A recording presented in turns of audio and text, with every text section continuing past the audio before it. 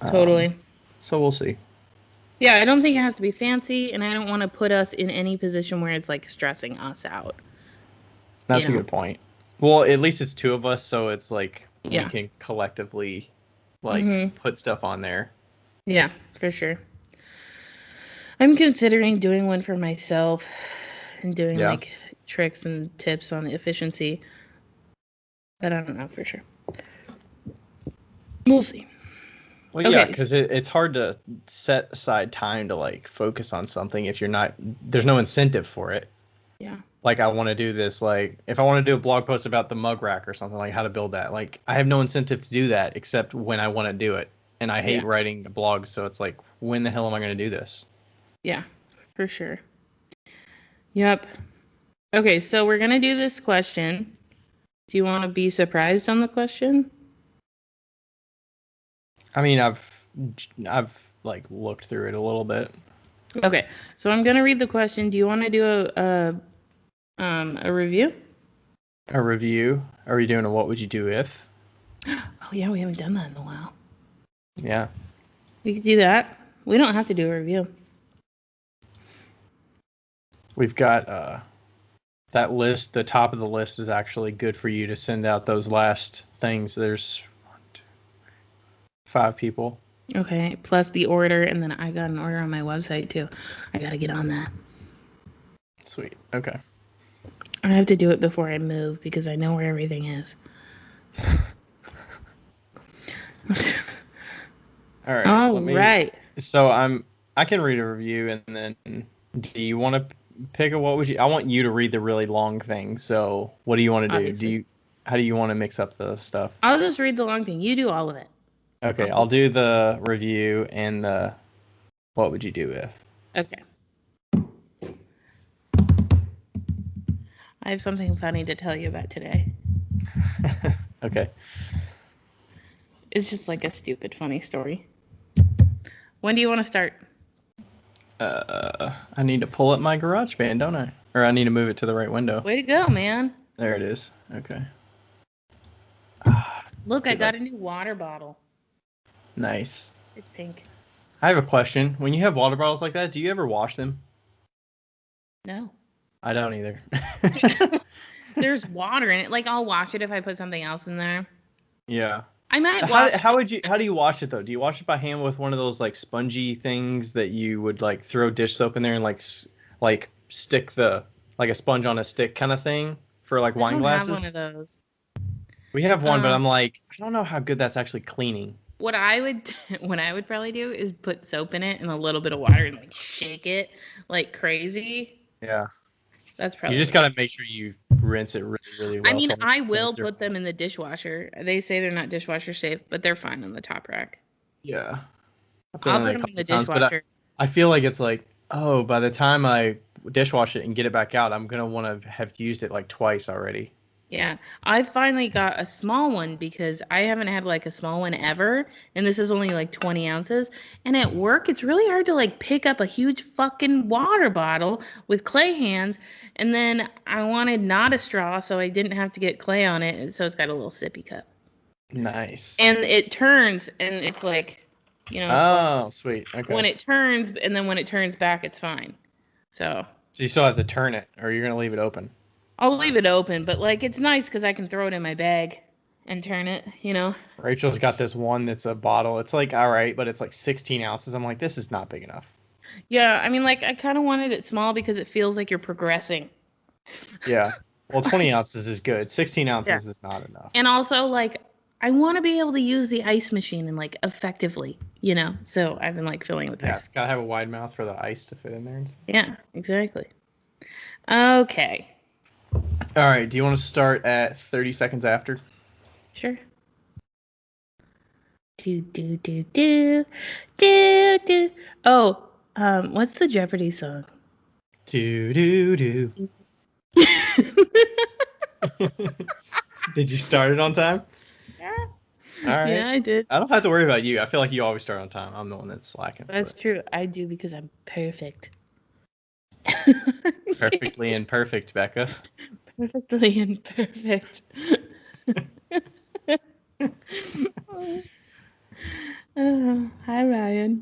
Hi, Becca. We're live. We are. Live.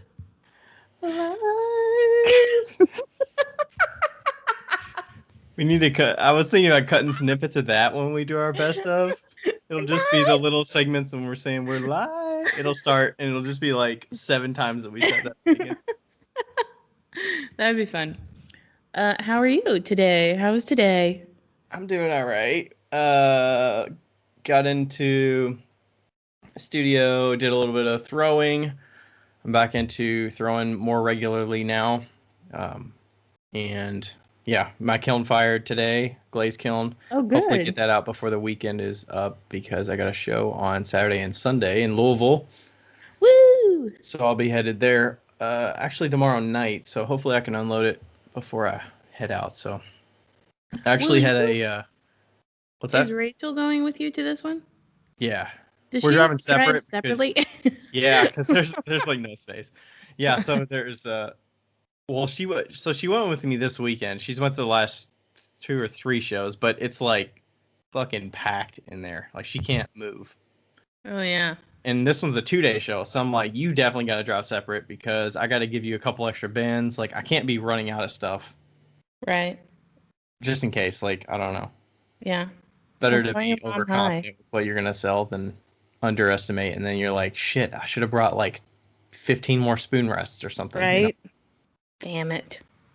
So I wanted to tell you I met with to talk about some tax stuff yesterday with a tax consultant person, a CPA.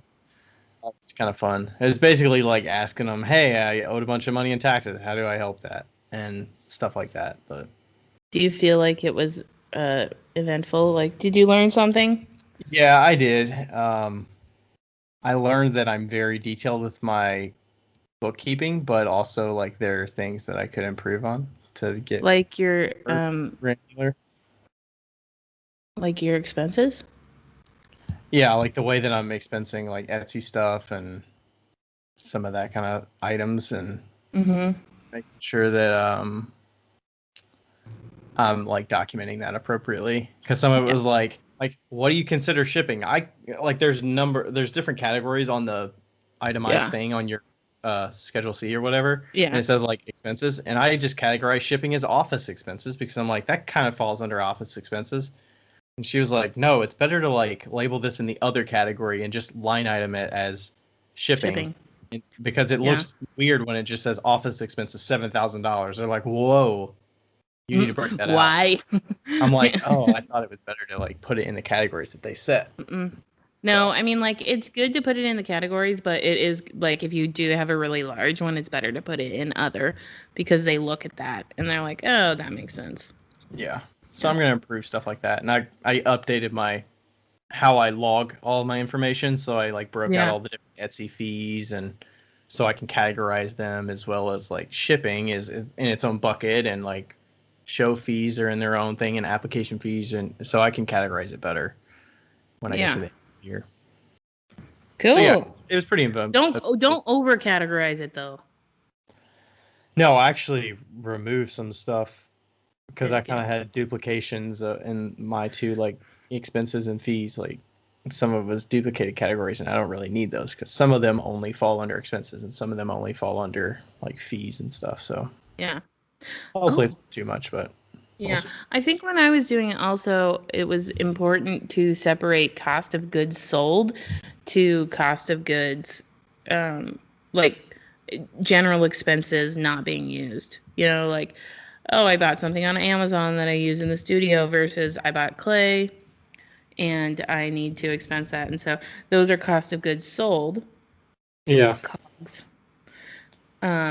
And that is like, hey, well, when you get into like inventory towards the end of the year and all that kind of stuff. Yeah, she was talking about that, and I was like, that just sounds like so much work to say like you still have this inventory batch of work that all you can log is the cost of materials it costs to make that item. It is a fucking pain in the ass. And I remember, why doesn't it just cancel out? Because you just buy all the clay materials, all the glaze materials, like you already pay for that up front.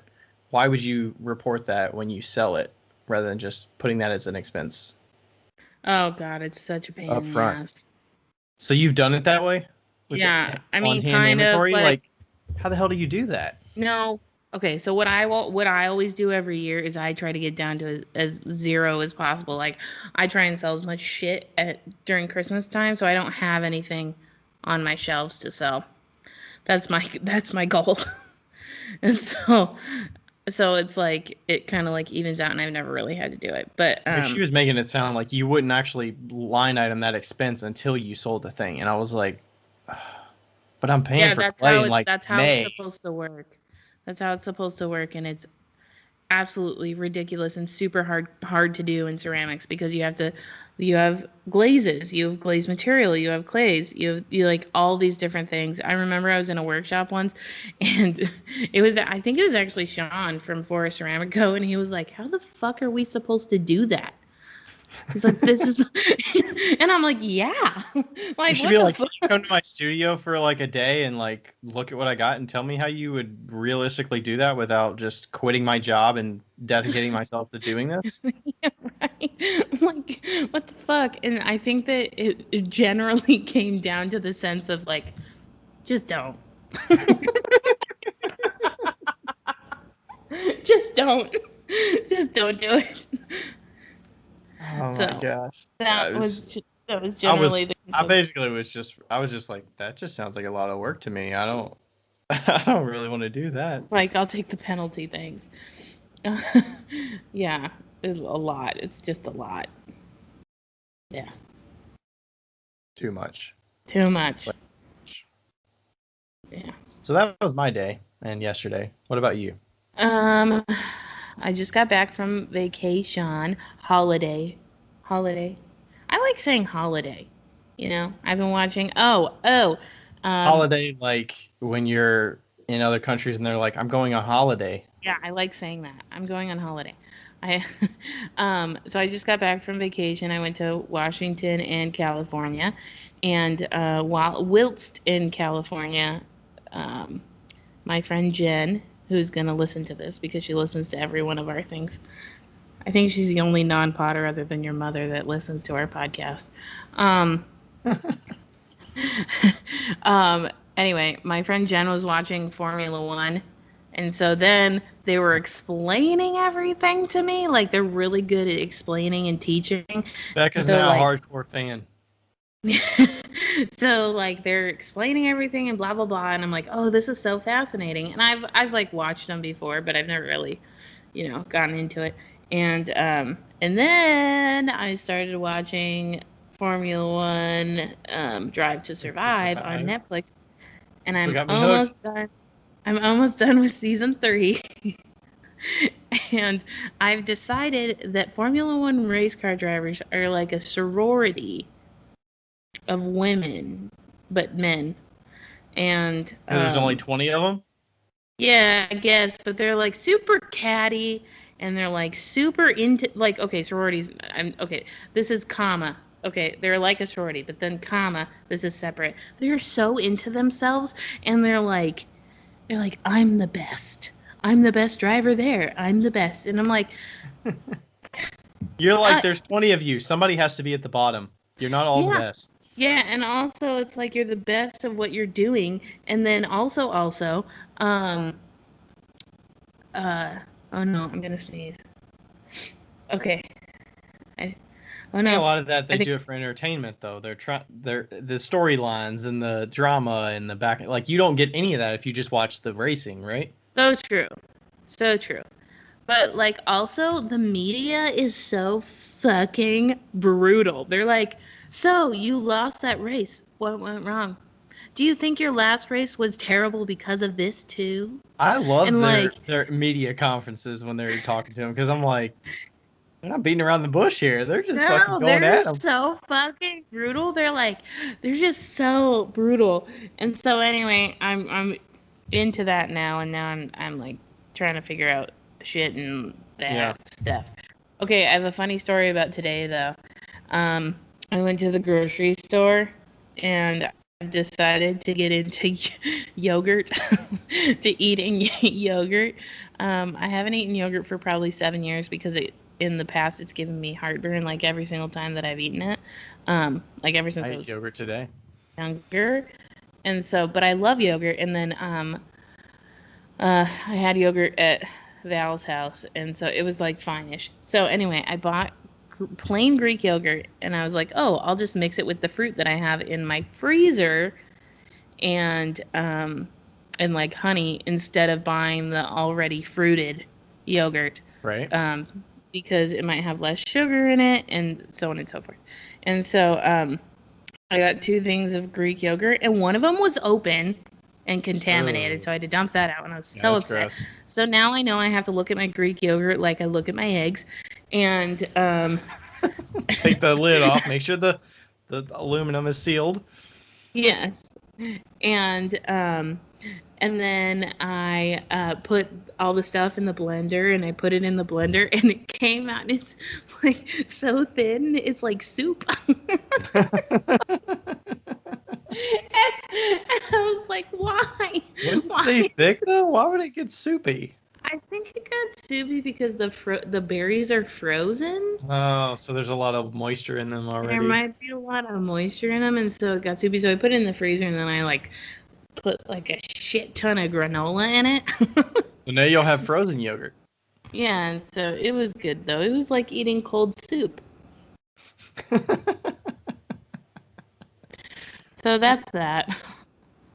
That pretty much sums up my day. Nice. Yeah, I can't eat the Drive to Survive yogurt. and That soup. stuff is too tart or something. I think it's tart, right? If it's plain, it's like really tart. It's super tart and like sour. And so but I put like a little honey in and then some strawberries, and it was really good. It tasted great. I like the strawberry cheesecake kind. Of course you do.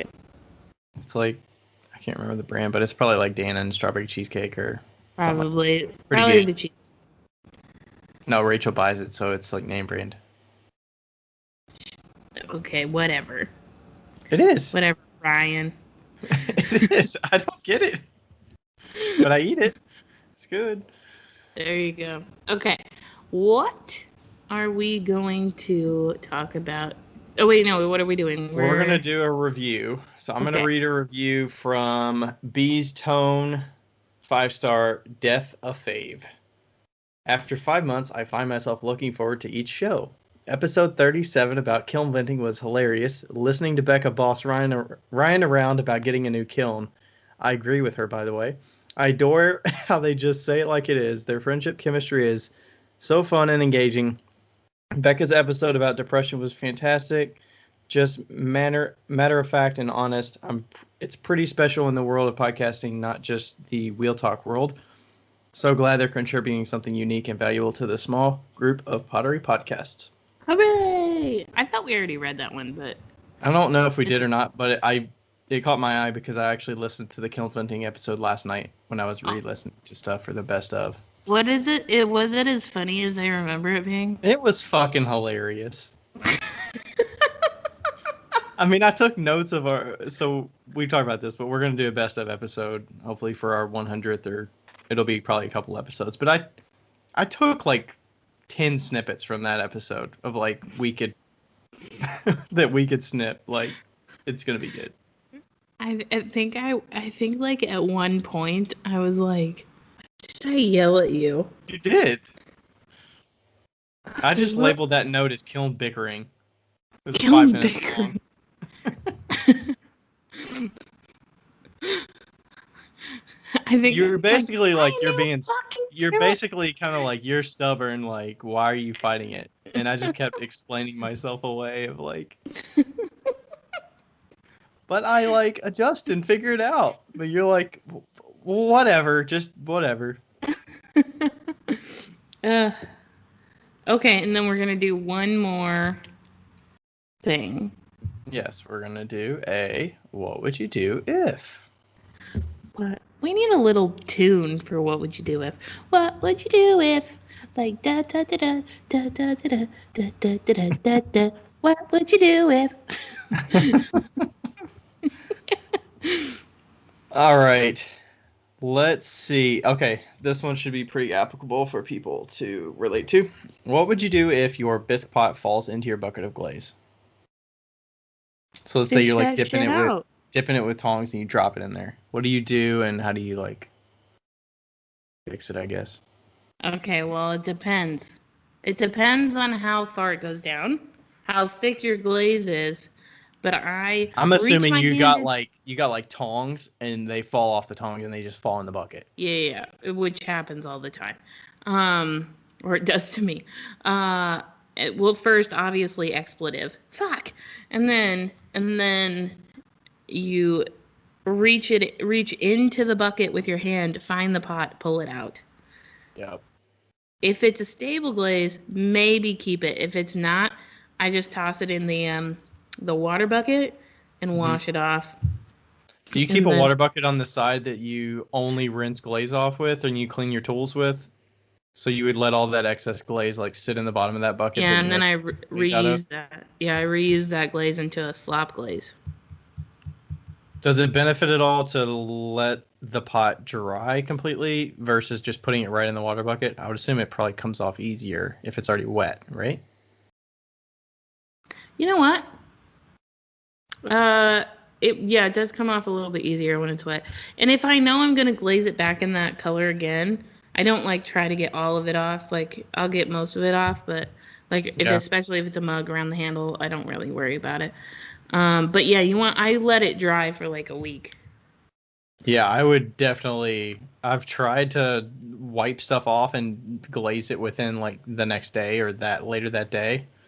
Or if you're cleaning your pots off with water, like I don't even glaze those the same day. If I were to wipe bisqueware off or something like that, like I wait at least 24 hours before I glaze it. Yeah, like people rinse them off in the sink, and you would have to wait like a week to glaze them after rinsing them off in the sink. Maybe in Washington with the humidity, I don't know. Yeah, I guess. But I usually wait a day. But yeah, I would let it dry and probably like if I had a kiln firing, I'd probably like sit it on top of a kiln or near a kiln so that it dries like thoroughly before I glaze it again. Yeah, I've put them in the oven before if I needed to glaze them that day. Nice. Just put them in a low heat in the oven. Toaster oven. Yeah. What would you do? Well, we kind of talked about what would you do, but what would you do? I would grab it out quickly. I think I've done both ways. I've cleaned it off when it was wet and when it's dry. Because it's just a mess everywhere, right? So it's like you just put it up on the counter and it's everywhere. I think I've like taken it over to the sink and like rinsed it off while it's wet. And then you just take a sponge, like a big sponge to it and just scrub it. Yeah. When I was at Bruning, they used to make you like wait till it was dry and scrape it off. Yeah, that sounds like way more work and more dust. Yeah. Agreed. The inside, I guess, would be harder to clean. I'm thinking of like a mug, but yeah, because you can't, it's hard to like get the stuff all the way down in there to scrub it out. But totally. Putting it in the rinse bucket's a good idea, though. Yeah. I could see that, like sponge rinse bucket, just rinse it off, and then all the glaze doesn't get wasted because it's in your mystery glaze now. Right, unless you have 12 buckets of mystery glaze, then know. Did you have 12 buckets at your studio that you had rinse bucket? Oh, because of all the students. But why did you need 12 buckets? No, that's how much glaze came out of the rinse bucket. Oh my gosh. Wait, 12 buckets of mystery glaze after the fact, or 12 rinse buckets that you just kept around the studio? No, 12 buckets of mystery glaze. Oh my gosh. You weren't using enough. 60 I have like 4 gallons, maybe. 60 gallons. It was my like least popular color. It's Italian. Personally, I think it's one of my best colors. The Italian gray. It was like super dark blue. And yeah. So your mystery was close to that, or that is the mystery glaze? The mystery glaze is a super dark blue. Or it was, yeah. And then it was in this trash can at the end of the way, and like none of the students would ever use it. Like it was in a big trash can. I would empty out the water bucket, and then I'd put it into the big trash can, and then we separated the trash can out into 5-gallon buckets when we were going to sell the studio. And I like literally couldn't give it away. I was like, please somebody take this glaze. Free glaze. Who wants it? So yeah. Limited It was edition. yeah, exactly. So thankfully I finally got rid of most of it. I think we might have dumped a few of them though. Yeah. I cherish it. Like, I'm trying not to. I'm just hoping that each time that I make a new mystery glaze, that it's close to what I already have, which it should Yeah, be if I'm using the same glazes. It's just right. the Totally. proportions of what I'm glazing may change it a little bit, but Yeah. Yeah. all Okay. right, onward. What are we Onward talking and about today? upward. Okay, are we ready? I'm ready. This question comes from our number one questionnaire, Aletha Bean. Okay. Hey, friends. Throwing a suggestion out there for a topic. I know you've talked on it before, but I'd love to hear more of your insight and personal views on plagiarism versus inspiration. My teacher calls it Claygiarism, which I think is hilarious, with a smiley face with the I drip love coming that too. down. How do you stay inspired without copying or appropriating? How do you make sure you're not being influenced too heavily by trends and losing your own vision? Becca, I know this is something you're deep diving into right now, exploring the elements of your new line and that spur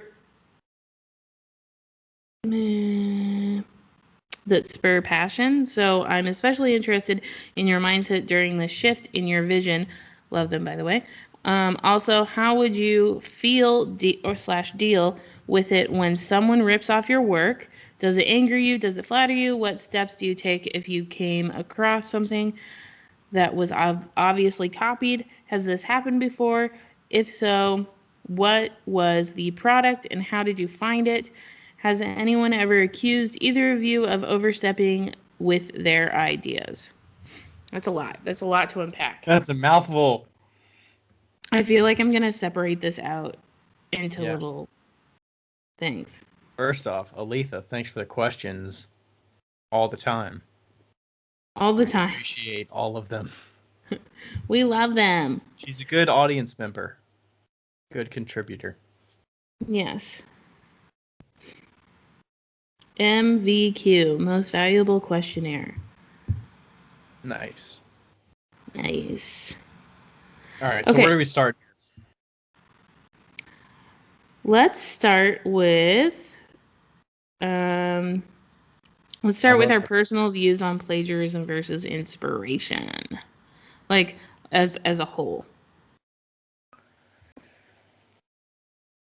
What's the definition of plagiarism? Maybe that's a good. Ooh. Because I wanna see the difference between the two. I mean, I can go by like what I think it is, but plagiarism, noun, practice of taking someone else's work or ideas and passing them off as one's own. Okay. Inspiration, the process of being mentally stimulated to do or feel something, especially to do something creative. So it sounds to me the inspiration sounds like a nugget to like motivate. Yeah. Rather than plagiarism is like it's more about duplicating and replicating something that you see. Mm-hmm. Yes. So that's how I would distinguish it. I would like if you're going for the plagiarism route, like I feel like you're looking at something, you're trying to break it down into its elements of how it was constructed, how you can like get all the different angles and understand how it was put together and like the process of how it came to be, and you're trying to do the same thing, right? Yeah. I think that oh God, I feel like this topic is either going to be really short or really, really long.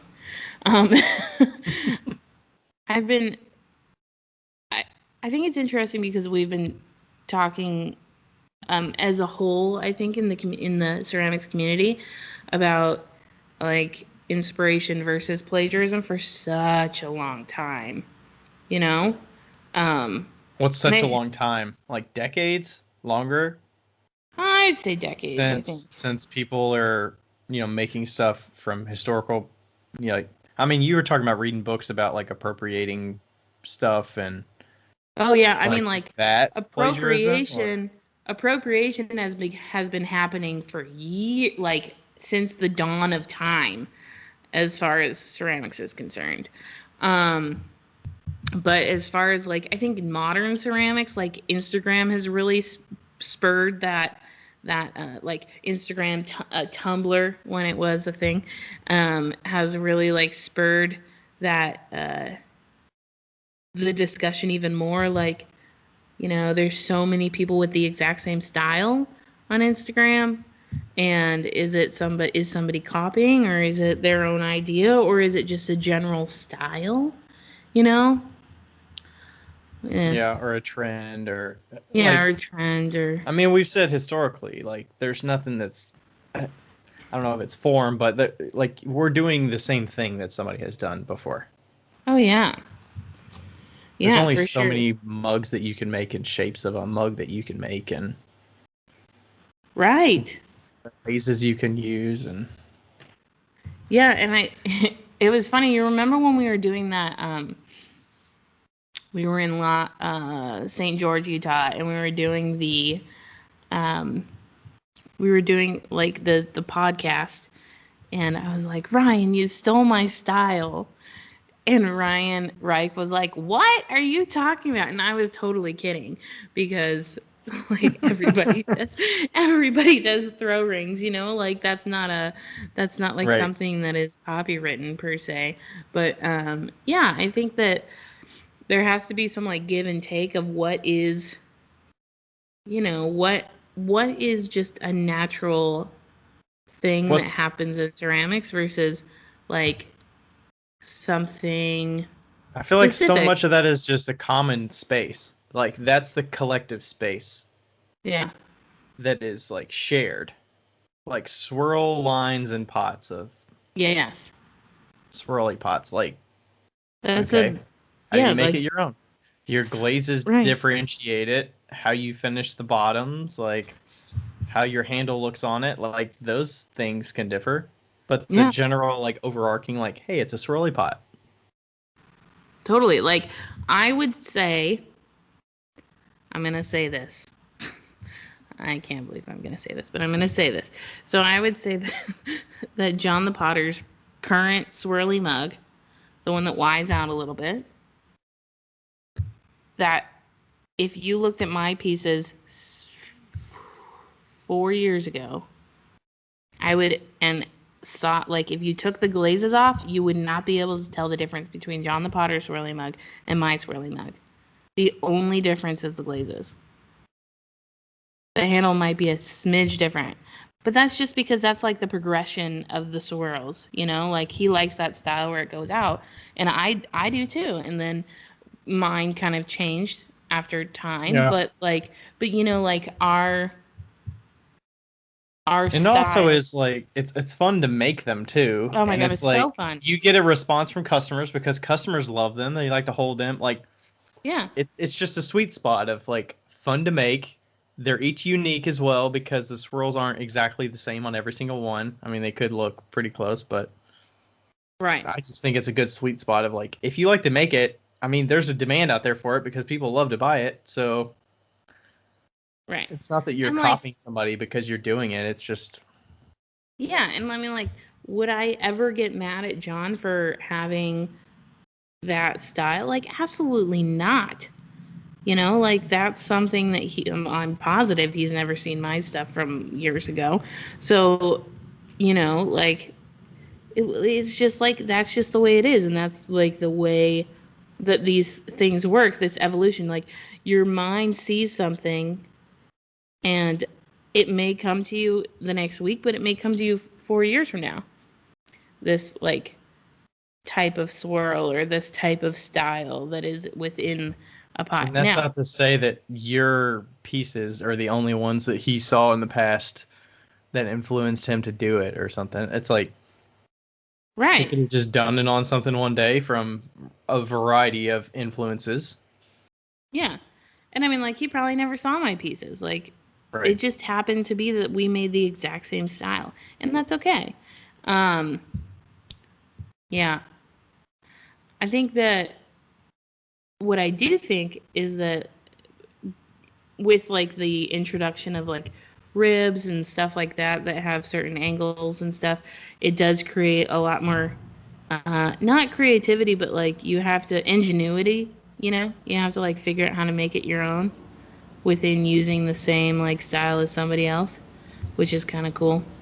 But that was kind of like what Link was talking about Yeah. when we interviewed her. She doesn't want to have a rib that you have a profile of a pot, you stick it up next to it, and the piece is going to conform to exactly what that shape is. Right. But some people do, and that's fine. Completely fine. You know? Yeah.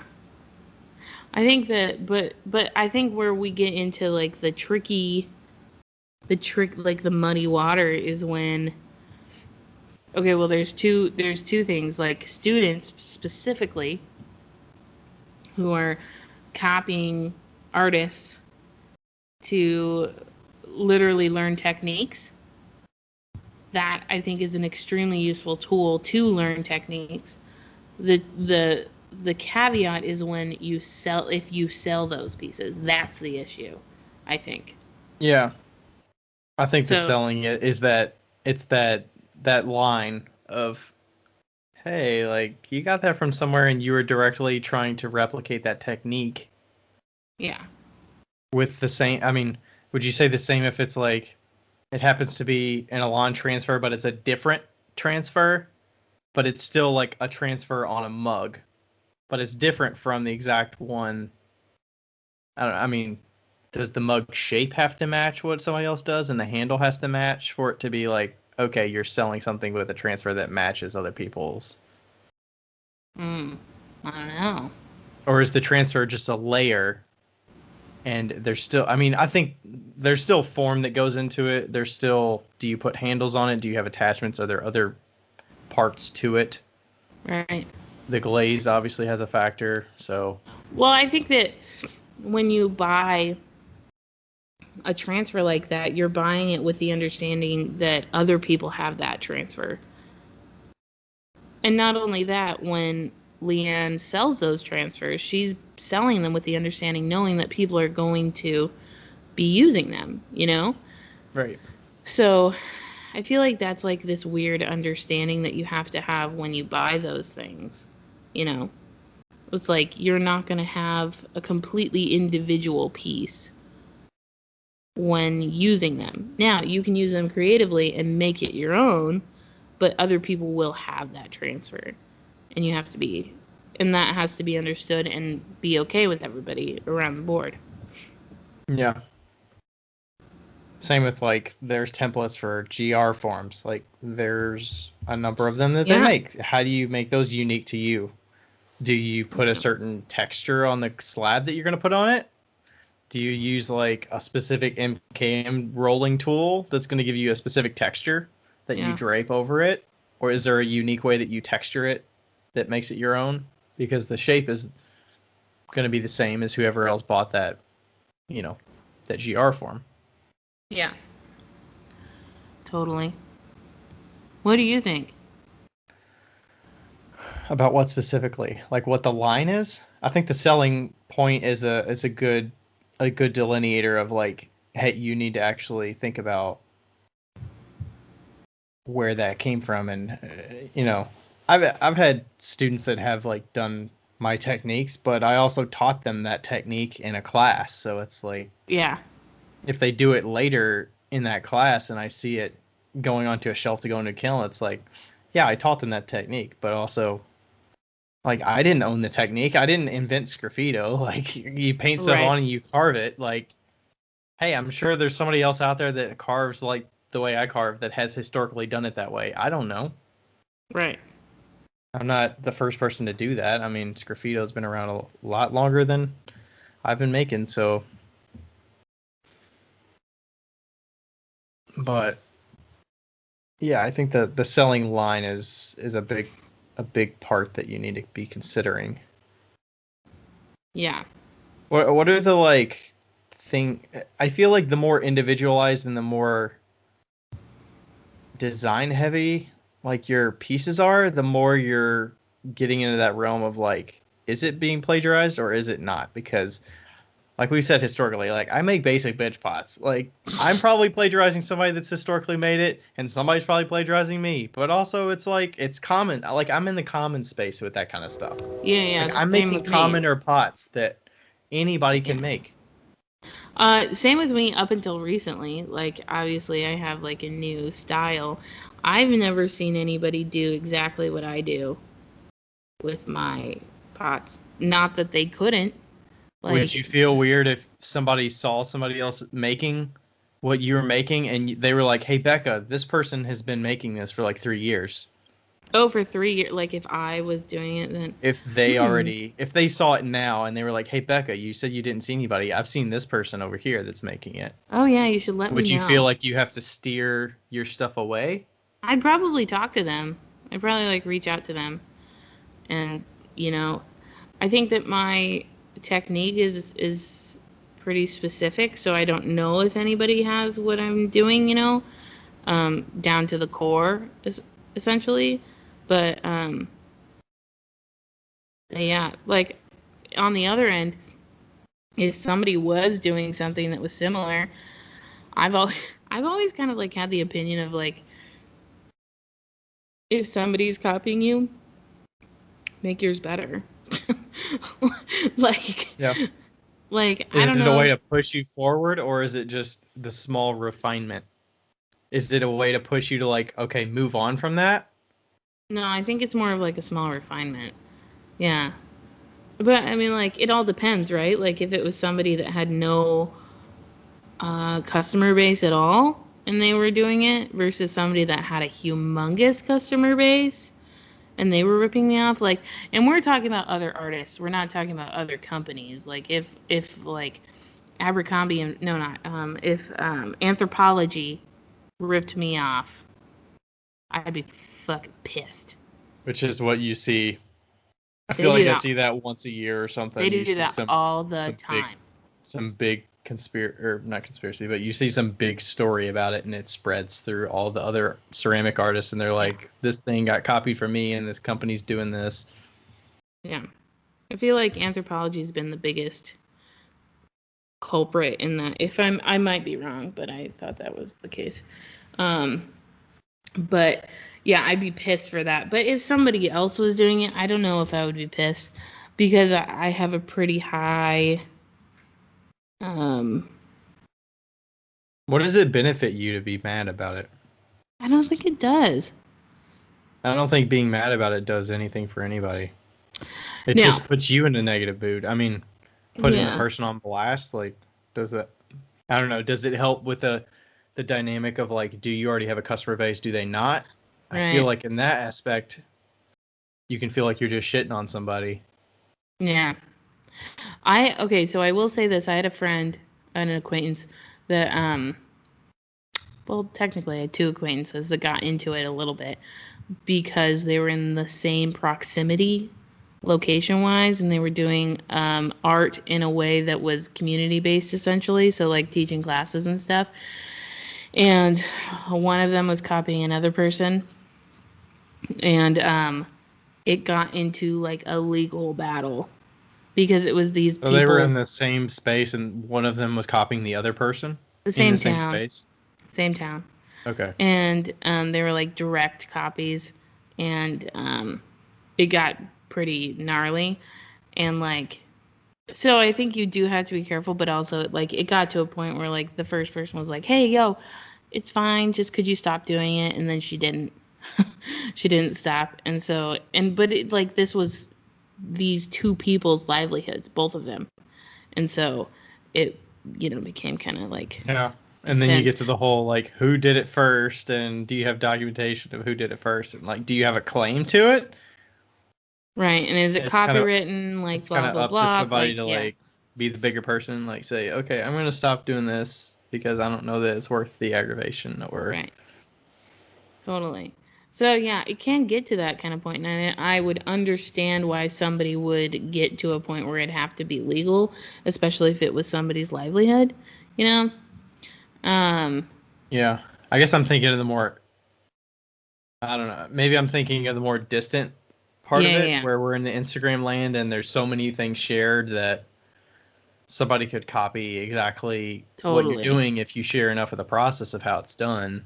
Yeah, that's a lot of the reason why a lot of people don't share the process, which is super sad, you know, because people will go and they'll just take it and they'll start to get traction and try to do their own thing, and they're directly, Is you that know, taking. being, I feel like that's being too much in the scarcity mindset that you're the negative that somebody might copy you. But I guess it depends on how. Maybe it's because I make basic bitch pots that I'm not as worried about that. Like, do I have a Yeah, say in this because I make what everybody else can make if they're skilled in throwing? You know, yeah.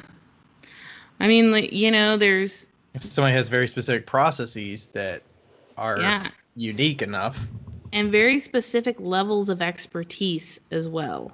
Because sometimes, there's a certain level of expertise that is so insane that it would be difficult to copy it because they're like the person I'm thinking is like, um, Peter Pincus. Yeah, I Peter saw Pincus. some of his molds a couple days ago and I was like, holy crap, how do you make that kind of mold? Yeah, I'm like, I would never even try to copy him, like, ever. Ever. I would never even try. I don't think that it would be worth the money. Like, oh, that's But at that insane. point, you're just going through all of these steps to try to understand how this intricate process works. Mm-hmm. What's the end game there? Yeah. I don't know. We're both like very, I feel like we're both extremely integrity driven people, you know?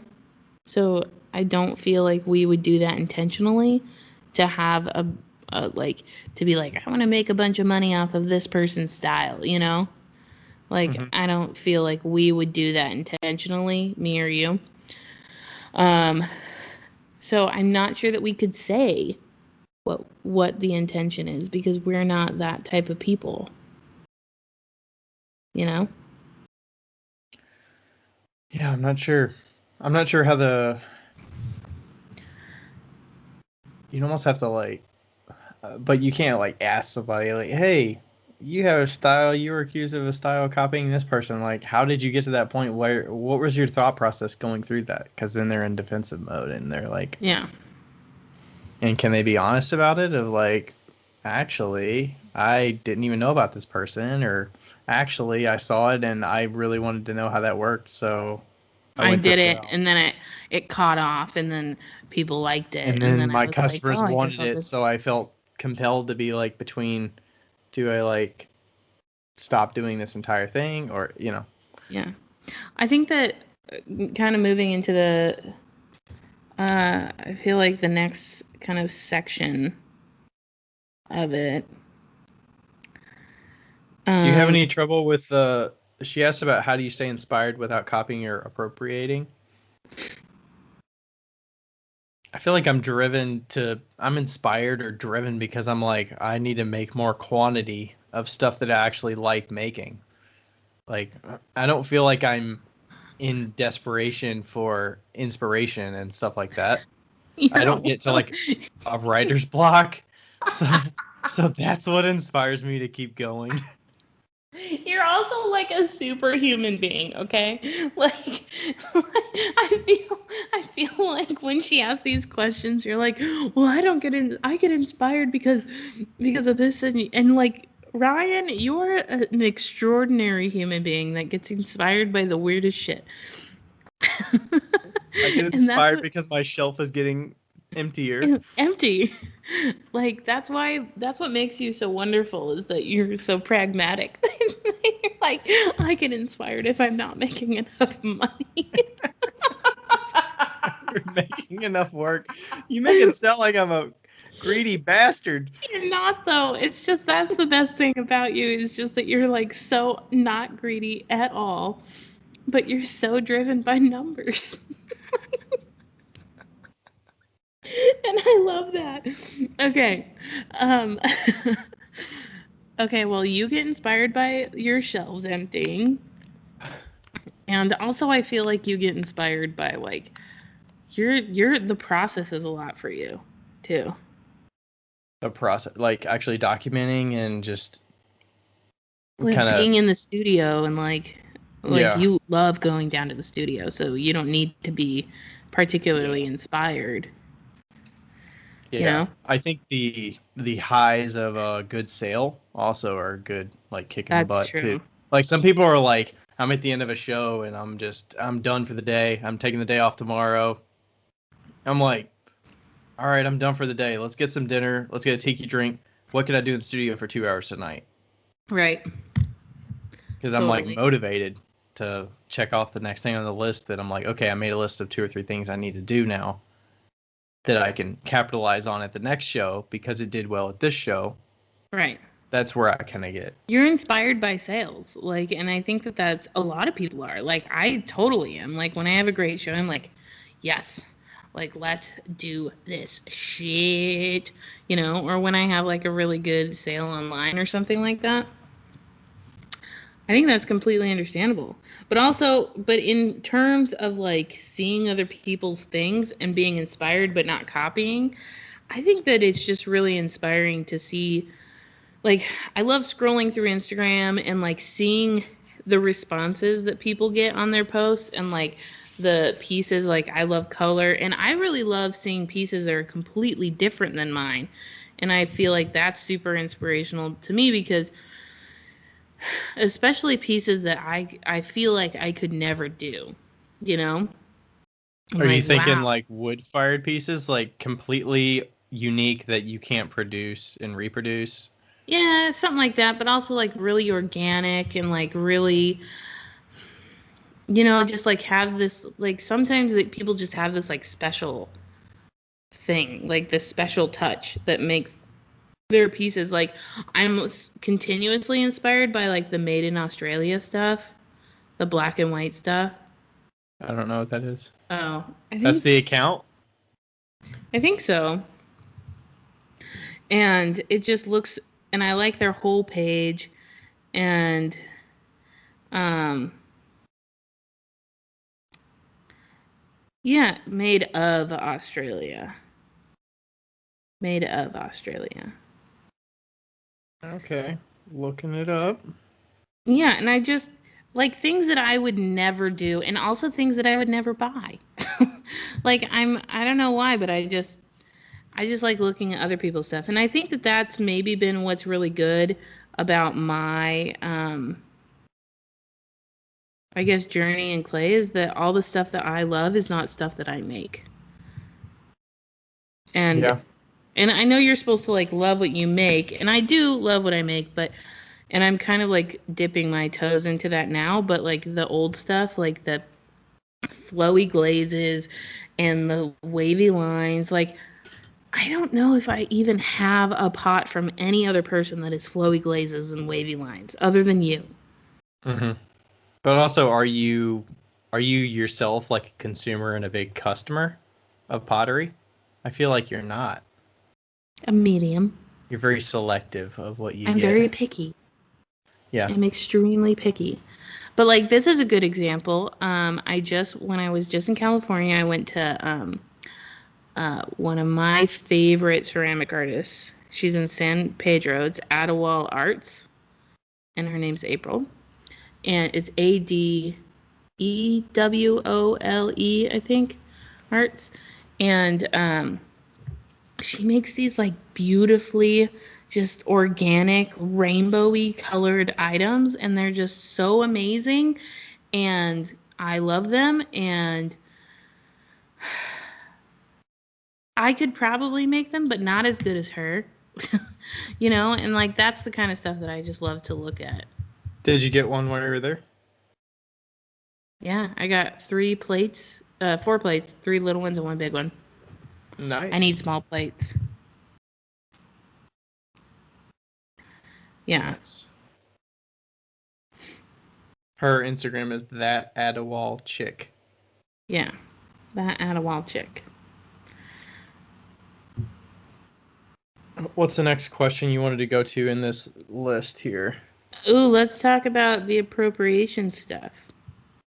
Or, well, it says, Becca, I know this is something you're deep diving into right now, exploring the elements of your new line that spur passion. So, I'm interested in your mindset during the shift in your vision.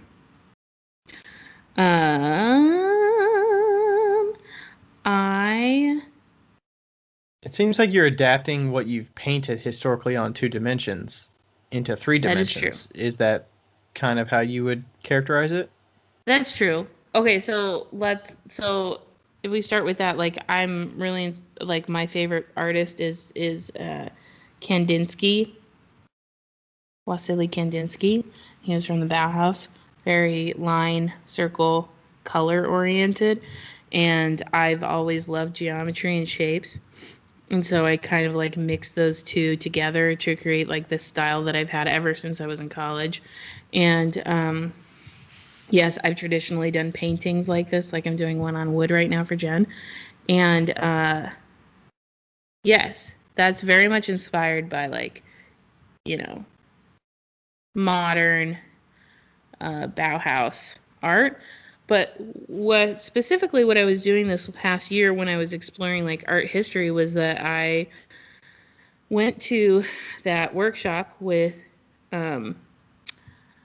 okay, my brain just the went. Recent one? Danny Meisinger? Yes, with Danny. Thank you.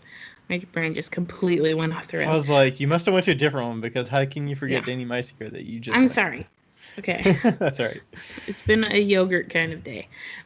So I recently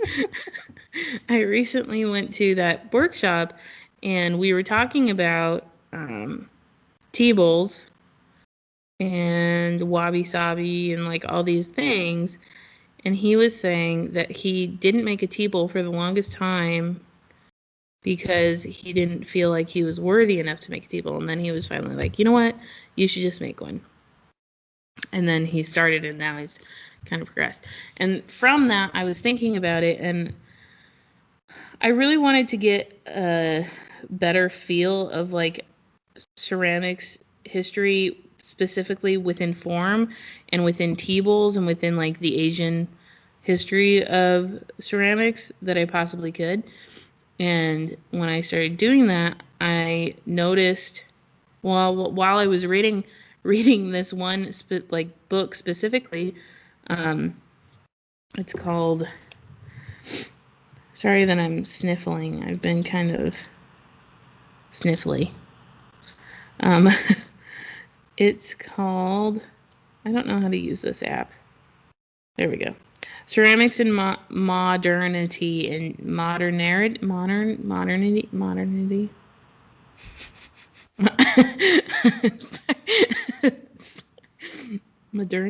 Modernity?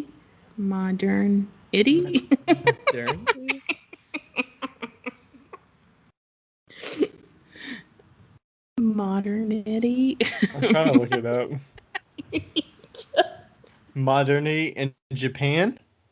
In Japan, yes. Jeez. How do you say that word? I don't know. Modernity. Modernity. Let's just go with that. Okay. Anyway, ceramics in Japan. And it's literally like this whole book in the very beginning is like, Japan stole this style from the Western country, and then they stole it from China, and then China stole this from Japan, and China stole this from Korea, and then Japan stole this from China, and then the Western, like, United States stole this from Japan, but then England stole this from China, and it's just like all of this completely like ridiculous like stealing of all these forms and shapes. And but I specifically started because I was like, I don't want to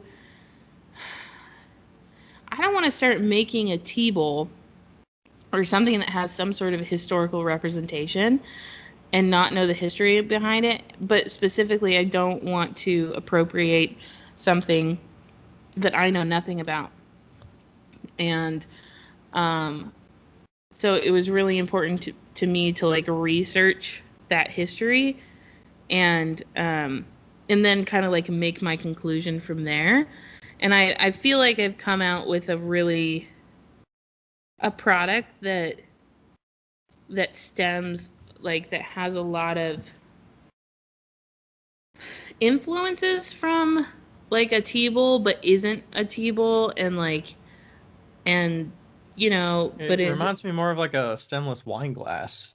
right. Like I specifically didn't want to make like a wide tea bowl that like if somebody saw it they would be like, "Oh, that's a tea bowl." I didn't want to do that.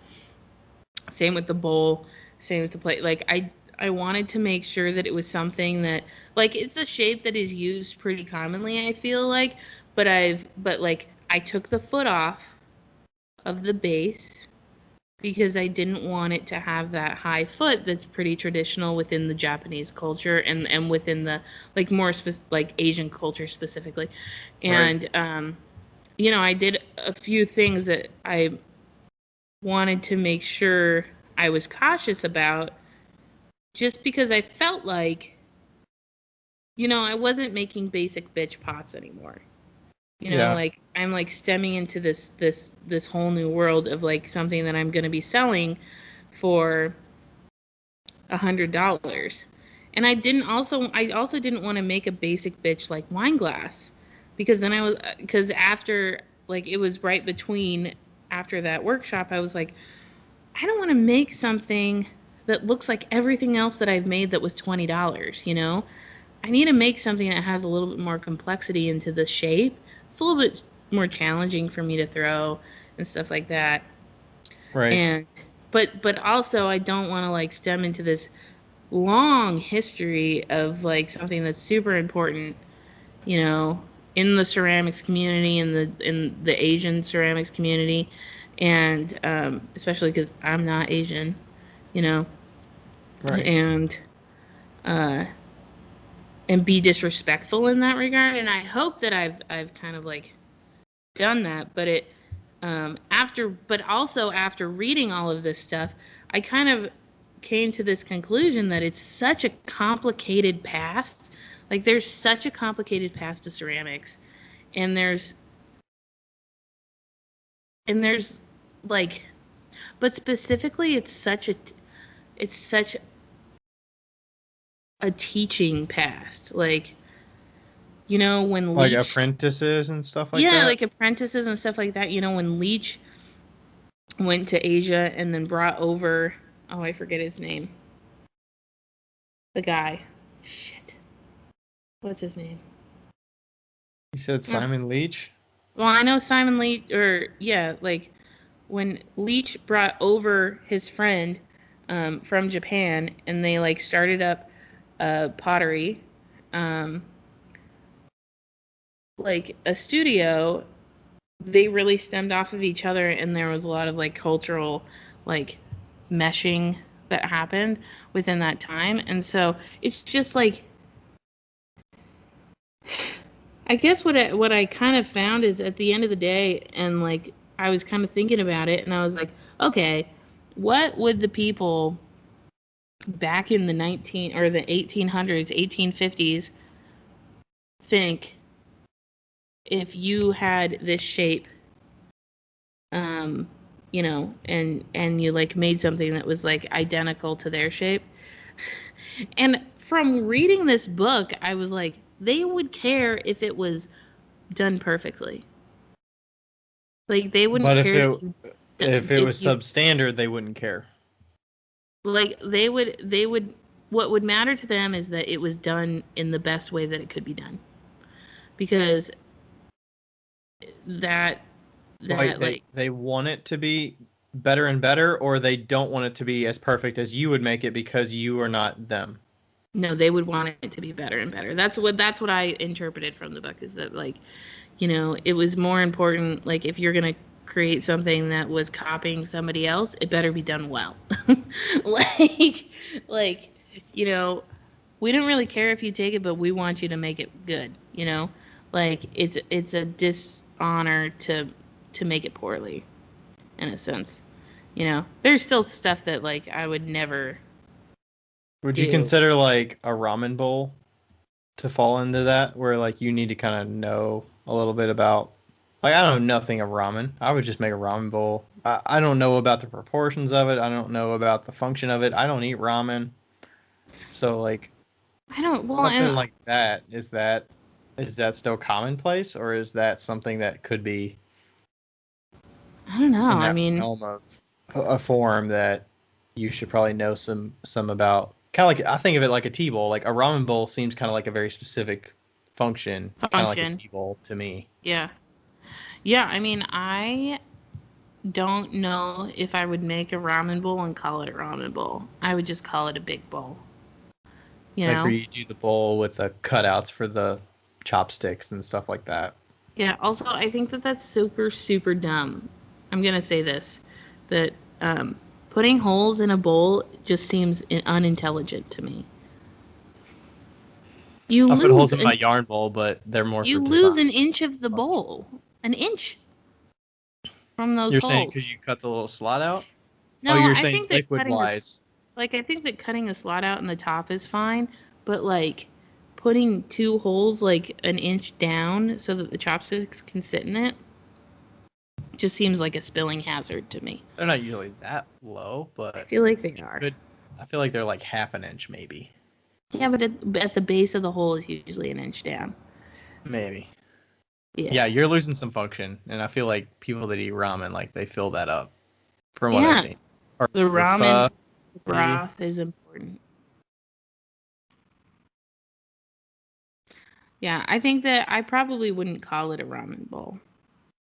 You Yeah, know, I'm unless even I was. reluctant to call my shallow bowls pasta bowls because I'm like, I just call them shallow bowls. I don't know. Yeah, I think that I would be reluctant to call it a ramen bowl because unless I knew the history of a ramen bowl, like really specifically, you know, and like delved into that history that was and like made a point to know it, you know. Yeah, I think that I didn't ever used to think that this was important at all to like really know the history of your pieces, but I do now. I think that it is important. I think that is it we about knowing the function of it and all that kind of thing? yeah, I Besides mean the history of it as well. the function, the history of the form, the history of when it, you know, traditionally what it is used for and stuff like that. It's just really good to know that kind of stuff. And I wasn't taught art history, like pottery history, very much almost at all. And I would imagine that most people that are doing ceramics never really learned Yeah, pot I feel like history. the up and coming people that are doing it, because you don't, I mean, you don't have to go to school for pottery to do pottery, so Right. you're not going through the prerequisite art history classes that you have to do. So you're not Yeah. learning that unless you go out on your own and you have interest in that. Because personally, for me, I hate history. Like, I don't. Art history was the big snooze fest for me. So, Yeah. like, that does not entice me at all to Right. research. So, Yeah. like, I went through some of those classes, but I did it because I had to. I have no Right. interest in, like, that doesn't influence and, like, push me to want to do something specifically because I know the history of it. I'm more functional and, like, other influences, I guess. Mhm. Yeah. You know what's interesting also is that I feel like a lot of the times people view copying a style specifically. I imagine most people view it in the top layer of a pot, you know, like Top layer, what do you like the mean? way it's painted or the way it's glazed or something like that, or like doing the Okay. sgraffito. I usually people focus on that as the copying of the item, and and when I started doing research, I was actually more focused on the form of the item and not the top, which put it into a whole different perspective for me too. Is it because you think it seems like the form would be the easier part to copy Oh than the yeah, the outside part, right? yeah. I think it's almost impossible not to copy some sort of a form. Yeah. I mean, with what you can do with trimming, I mean, you could trim away as much. Like, you don't have to be super super skilled to make a certain form that has certain proportions. Like, you can trim away a lot of that clay Totally. and perfect it with your trimming. Yeah. Yeah, absolutely. And like, yeah. History of form and history of style, I think, are two completely different things. And that should be noticed as well. And I think we have a lot more lenience on form as opposed to style. In regards of people's opinions of what is copied. Mm-hmm.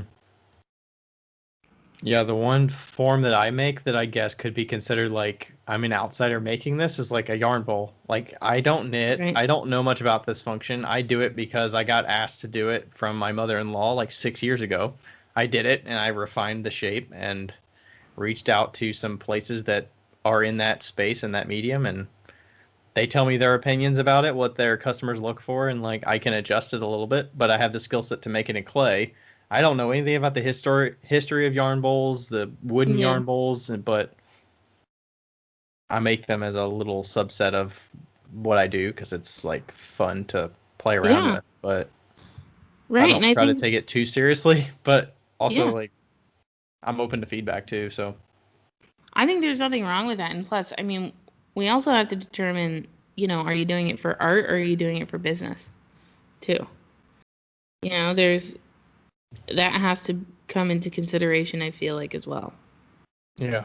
I think I'm in that aspect. I'm doing it for business of getting in front of customers that wouldn't normally see my stuff, maybe, but also kind of bridging the like, hey, there's something more functional that you can use in clay that's not like drinking out of a mug.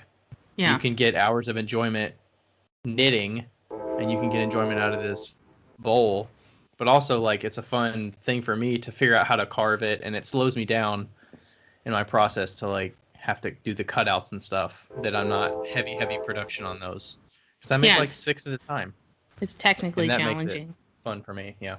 Yeah, totally. Oh, it's a lot. It is a lot. Our third host had to make an appearance here. Yeah, They're always. quiet. He's gone by twice today, I think. Since we've been talking, not on the air, but Yeah. there's a follow-up in here about we kind of touched on it, but feeling about someone rips you off, does it anger you or flatter you? I think I'd probably be flattered. Yeah. I think I'd be flattered too.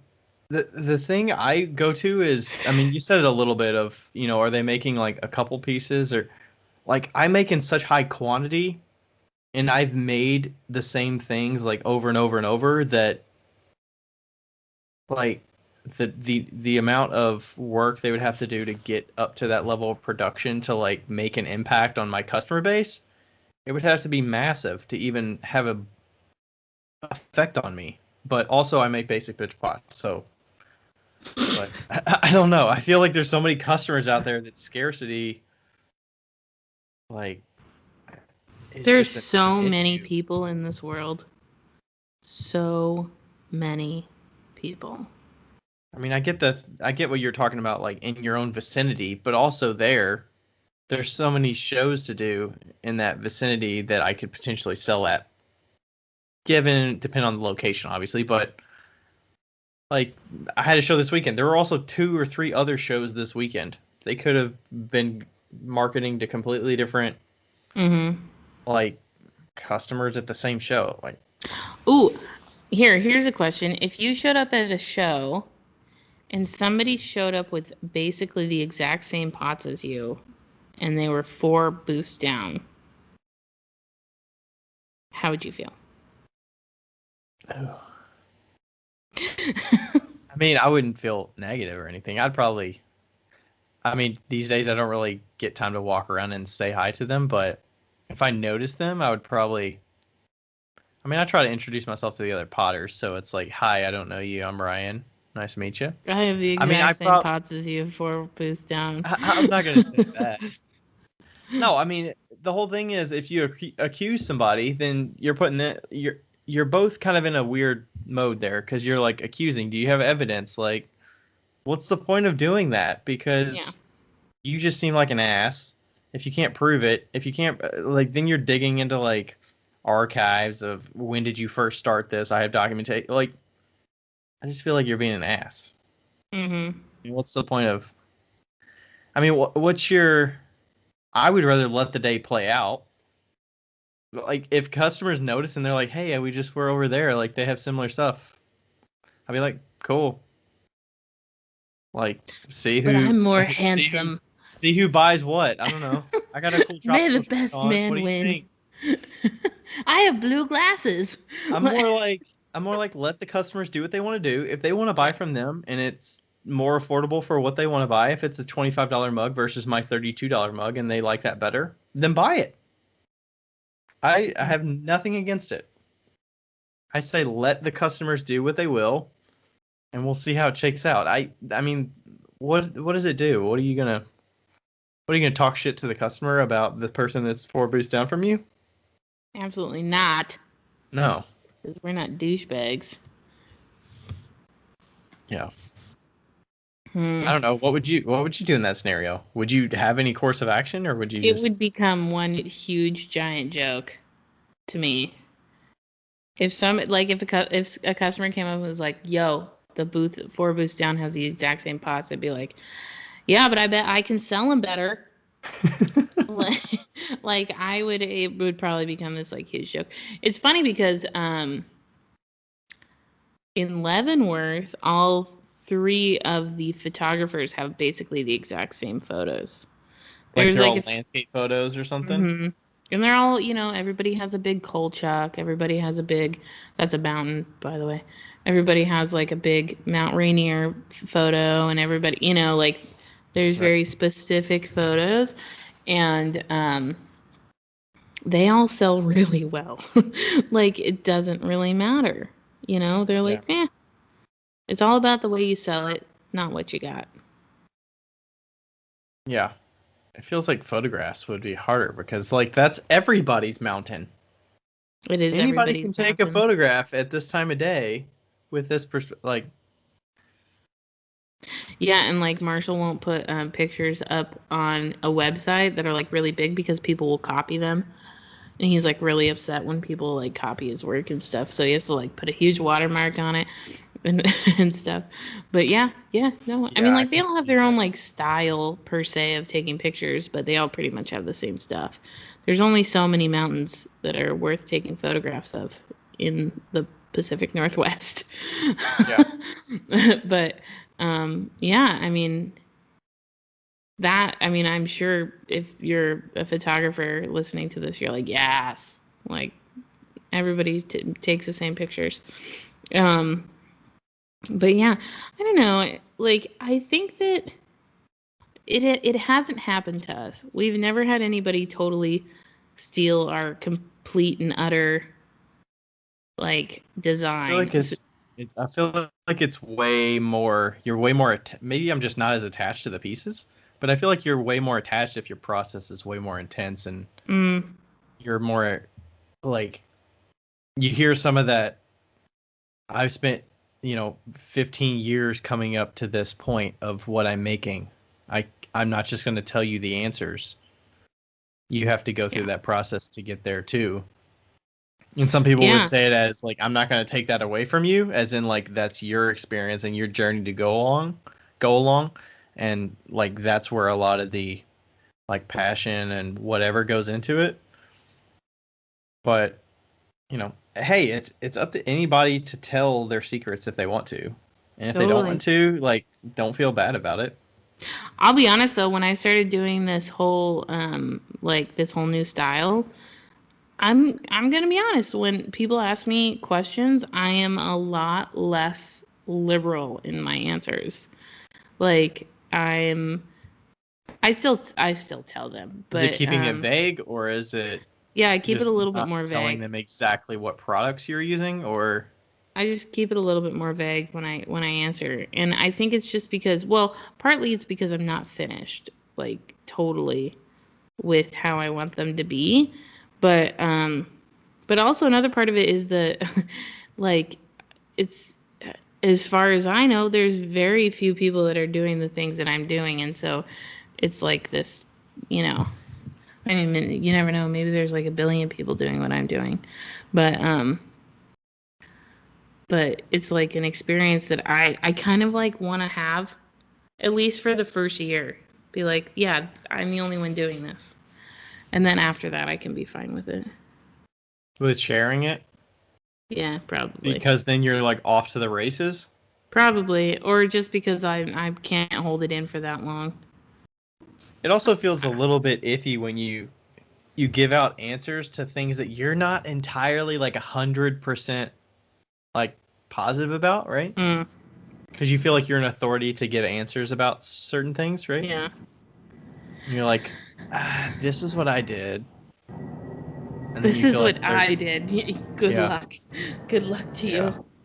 I mean, I recorded I had an issue with my carve mugs, right? I had the like weird things happening to it, and it was interesting because I got good results from doing something in the kiln, or doing something and the pots came out good. And all I did was like wipe the bisqueware with a sponge and like clean it off. And I thought that was the bee's knees. I thought that's what fixed it. And I recorded this whole IGTV video like explaining this is what I did, this is how I fixed it. And then I did the same thing with like 6 more pots. And I had to, shelf that because that wasn't right. Like if I put that out there of this is how you fix this problem, it was incorrect. And I felt like I knew exactly what the answer was, but it wasn't right. So it's like, I get what you're saying about not putting it out there when like you're not sure if that's like the perfect way, Yeah. It's tricky. Information, man. Information. Has anyone ever accused either of you of overstepping with their ideas? No, me neither. No. Except for Ryan Reich, when he said it wasn't my idea. Swirls weren't my thing. You didn't invite and invent swirls, Becca? No, damn it.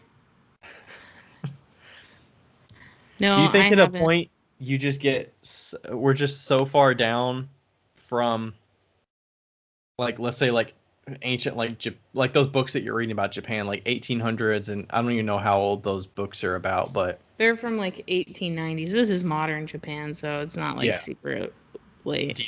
Do you think that we just get so far past that, like in years, that just isn't even a thought in our mind because there's just so many things have been made up to this point that you just don't even think that? Oh, yeah. I'm making stuff that has been made. Yeah, I think so. What is that? Like somebody said that there's nothing new in this world, as opposed, like when it comes to art. There is no new art. Everything is stolen.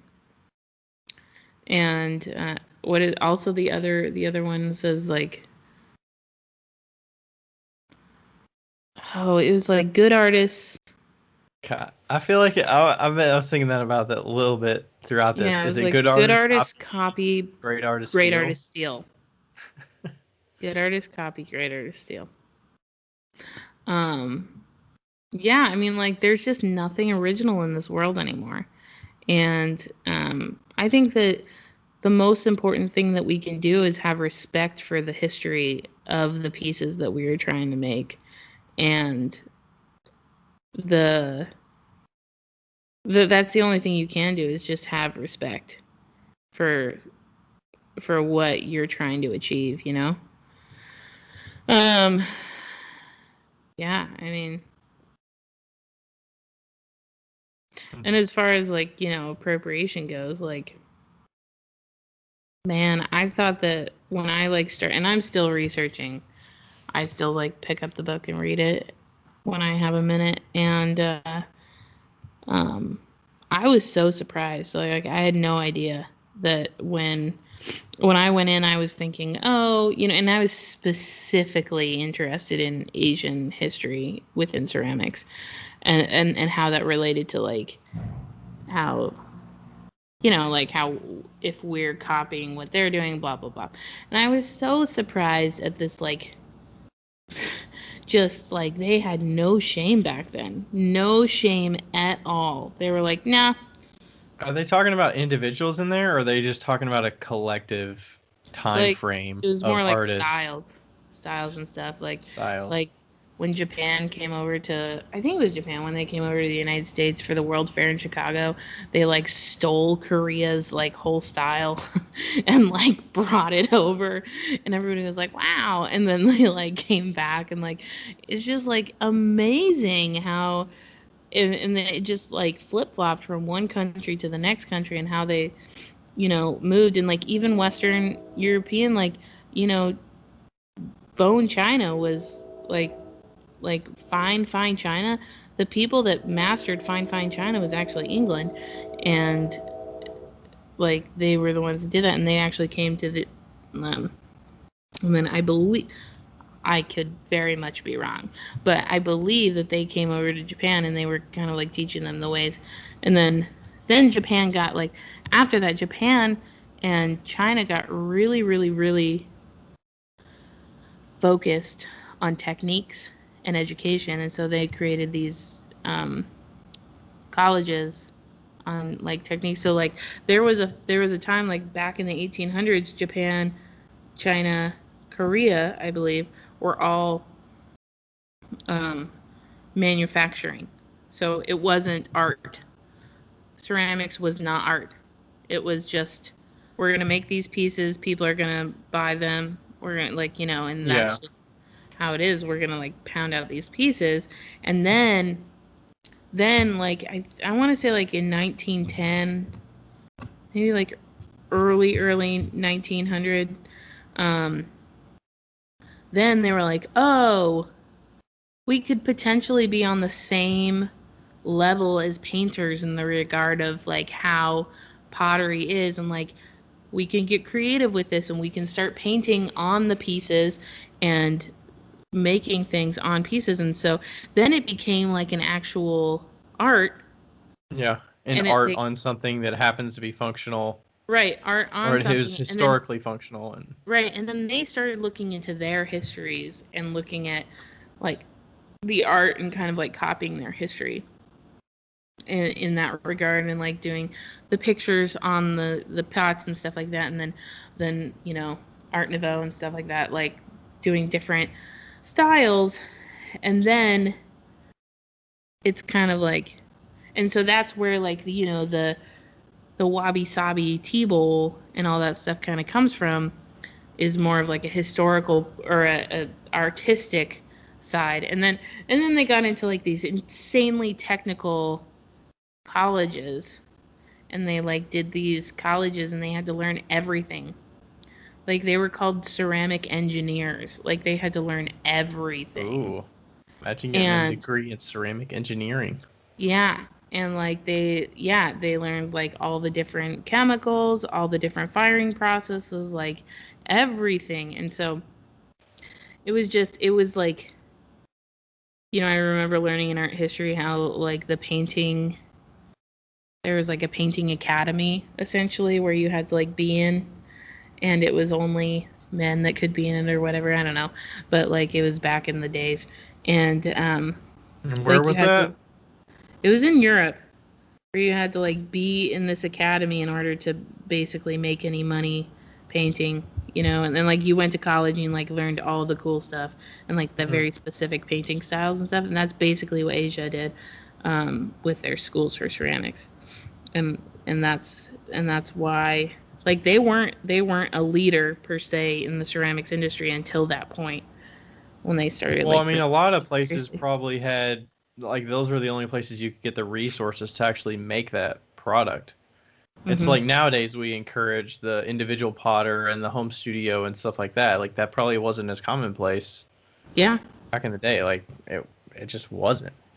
yeah, yeah. What And do they you started. think? What do you think looking back on like 2000s pottery, the Instagram. It's gonna be called like the Instagram era or something like The that. Instagram The era. social media era or something. Oh man. I know, I was thinking about that recently and how like when we look at art history and there's like very specific people within the books, like who of modern ceramics, modern art will be in the history books? Yeah. Like Banksy. That's not ceramics, but yeah, you're talking about like modern artists. But like modern art, like that's the only one that I can really think of.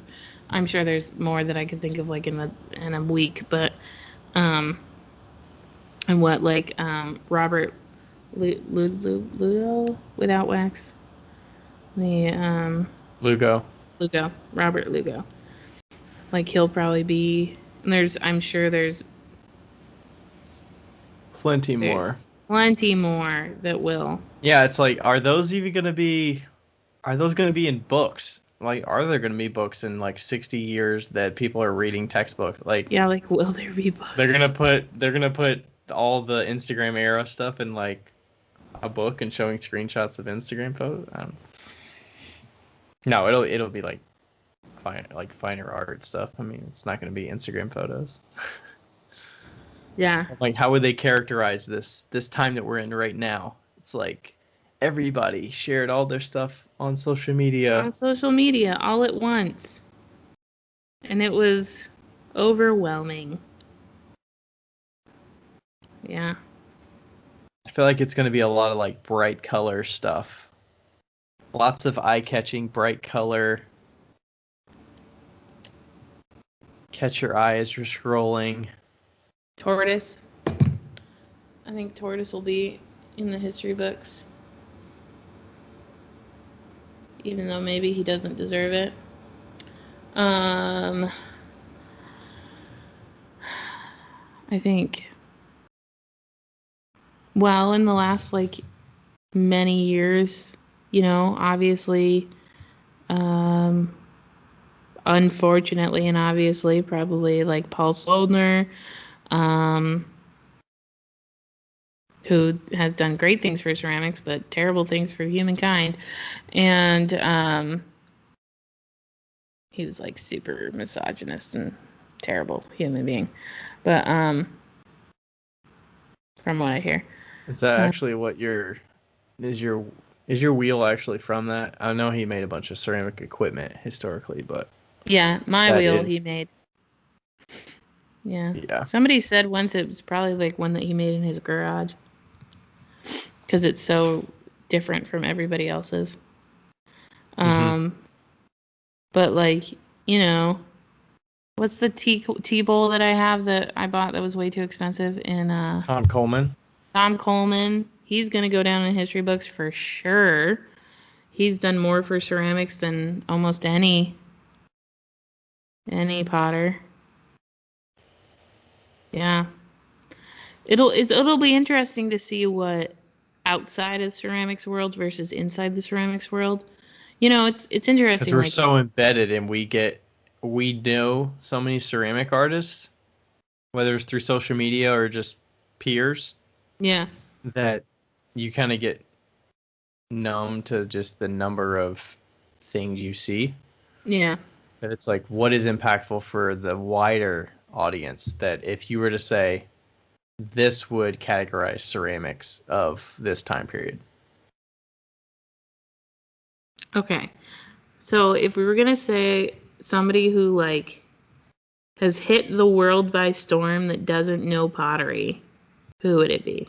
I mean, one that I see that is getting a lot of attention would be like Justin Rothschink's work, because he had all the work that's like political pottery. That's a lot of the for the times, and then it's got the beautiful work, but it's also got the politicians and stuff on it. I feel like that in the last couple of years has got some traction with people that are outside the ceramics world. Yeah. But Oh, here's one that's super controversial. Ray Dunn. Ray Dunn. I Ray actually Dunn. like Is that actually sold in like a store, or is that I don't know Raydon stuff. I assume it's the white stuff with the black words and stuff. Mm-hmm. White work with the black words. Yeah, and she's this lady from California that just started making shitty pots, and they So she was actually a ceramic artist. Yeah, she just makes like little like pinch pots. Oh. Or like slab work. Wait, is that her name or that's just the brand name? I think so. Yeah, I think that's her name. And then like China picked it up and she like started mass producing them. It was just like hit it. And now all the white women in America, they flock to the Home Goods to get the Rae Dunn attire. The age of the mugs with the sayings on them. Yeah. Mm-hmm. Yeah. Damn. Yeah, she's one. But it's like, that's so funny, right? Because like she stopped making them and then continue. I think Hammerly is probably one that's like reached outside the ceramics demographic. Yeah. Do you think someone like Cherico that yeah. for his I think just the reach of his like world record stuff, that was like 6 or 7 years ago now. Yeah. But like I feel like people still know him outside of just ceramic artists. I feel like his Galaxy mugs were like, that's what made him really famous. Those Galaxy mugs. Yeah. You know? Because I remember getting a post from one of my friends. It was on like BuzzFeed or something. And she was like, look at this. I was like, oh yeah, cool. I think that was like the first time I ever heard of him, actually. Yeah, that was like 6 years ago. Yeah, it's crazy. Because being in the space, you don't really know what's impacting the larger. Because like I'm focused on making my stuff and like figuring out how to like sell to my audience rather than looking at who's the big influential people within the space that transcend just potters. Yeah. Crazy. We live in a crazy world right now, I feel like. Nobody's happy, but everybody's here. Nobody's happy? You're not happy? I'm happy. I know you're happy. The sentiment feels like there's negativity and like unhappiness everywhere. But I don't know that that's a true barometer of what it actually is if you look at people on the whole. Yeah. You know, what's really funny is actually like Gravesco really has reached a whole like sector of people that don't know pottery at all, but nobody knows that it's her because we private label for a company. Yeah. And the person that's our customer won't tell anybody who her potter is because she thinks that they're going to copy her. So that's funny. I think that's hilarious. Yeah.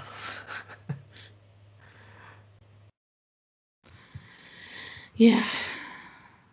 But some of it is just people that aren't in pottery, they just look at this is the bowl that I use for my cereal. They don't think about like how did this come to be? How is this made? What goes into the I never thought of they could just think of the simplicity of I use this for my morning oatmeal. Yeah, and that's the end of it. They think it's beautiful. Yeah, like growing up, I didn't even know anything apart from Corelle. Like Corelle dishware and plastic dishware from Walmart was my life. Like we had no handmade mugs, like all China stuff. My mom has a really pretty cool collection of like antique teacups that are China teacups. But yeah, I had no even idea what pottery really was until college. Yeah. I feel like I grew up with, you have a lot of the cups and plates and stuff that you've had for years. We had those colorful Tupperware plates that were like square-ish, but they were like brightly colored. Like we had like purple ones and yellow ones, and you dishwash them and they like, or you microwave them and they like bow in the middle over the Yeah. years. Did you have the okay, this is kind of like off subject, but did you I want to say these were Tupperware, but I'm not sure. Did you have the paper plate holders that were like The like solid? plastic things that would like your paper plates would snap into it. No, like we had these plates, and maybe they were just plates that my mom always put paper plates on, but we had these blue and red plates, and we would always put paper plates on top of them and like take them camping and stuff because like Oh. because my Sounds mom like would a only charger kind of like you would. yeah, it's kind of like a charger, but like my mom would always only buy the cheap paper plates because we were a paper plate family Oh, so the because paper plate didn't like rip or like fall when you're carrying your plate of food. right, because she got like the Costco pack that was like 7,000 plates, and they're like the ones that you could rip like super easy. Like we're not talking like, You're not talking China. Dixie here. You're Yeah, talking. Dixie was I didn't have a Dixie plate until I went to college. Like that was way too expensive. And and so like we put them on these like blue plates, blue and red. And I remember there was like only 4 red ones or something, and I would never use a red one. I could only use blue because I'm weird and I don't know, but um You chose to use the blue, is what you're saying. chose to only use the blue ones. But yeah, I think they were Tupperware though. I don't remember those. I love Tupperware. I was a Tupperware kid. But yeah, I mean, we used the same plates for years because that's what we had, and they probably got inherited from somebody else if they were the you said Curel? Is that no? Corel. Corel. Are those the ones that we had like white plates with the like brownish border that was like Yeah. decorative? Is that Yeah, that's that one. Corel? Yeah, like the really thin glass ones. Yeah. Yeah. So I mean, that's what we had for years. Yep. Handmade was not really a thing in my house when I was growing up. Yeah, and my mom would never buy plates that were too heavy for a kid to carry. And we had to carry 5. So they had to be plastic or light. You mean a kid to carry the stack of plates to the table to set the table kind of thing? Yeah, because they weren't going to set the table. Gotcha. Parents don't set tables. Kids do. There you go, teaching them some responsibility. Parents also don't get their own ice cream. Kids do. Give me some ice cream. Like, yeah, my mom would like she'd sit in her chair at night, like at dinner, like after dinner, and then she'd be like, "Hey, can you go get me some ice cream?" And I swear to God, like if I protested, she'd be like, "I brought you into this world, and you were here to give me ice cream. Go get me ice cream." Like that was our job. Like it was 100%. Is that going to be your job when they're older and they're going to be like, "Becca, I need some ice cream"? Probably. I mean, it still is. Like if I'm home visiting, They'll ask you. yeah. Or do you get up and you're like, I just "Hey, do want it. some ice cream?" Yeah, I just do it. Like it's not They even. trained you. Oh yeah, my mom also had a whistle. A whistle for yeah. like dinner time. Like, No. go Just like outside, if we dinner went time? to the yeah. If we went to the zoo or something, she would whistle and we'd have to come running. Like and also in the grocery store, she'd like whistle like with her mouth, not like with the actual whistle. I was like, is she carrying your whistle or is that just a mouth whistle? Okay. No, like one time she whistled at the end of an aisle and my brother turned around and started walking towards her and this guy saw her and he was like, "Wow, that's amazing." You got that kid trained. Would she do the like that? Yeah, like that. Oh man. I can't. I never learned how to do that. That's a talent that I wish I had. Oh, that's what she...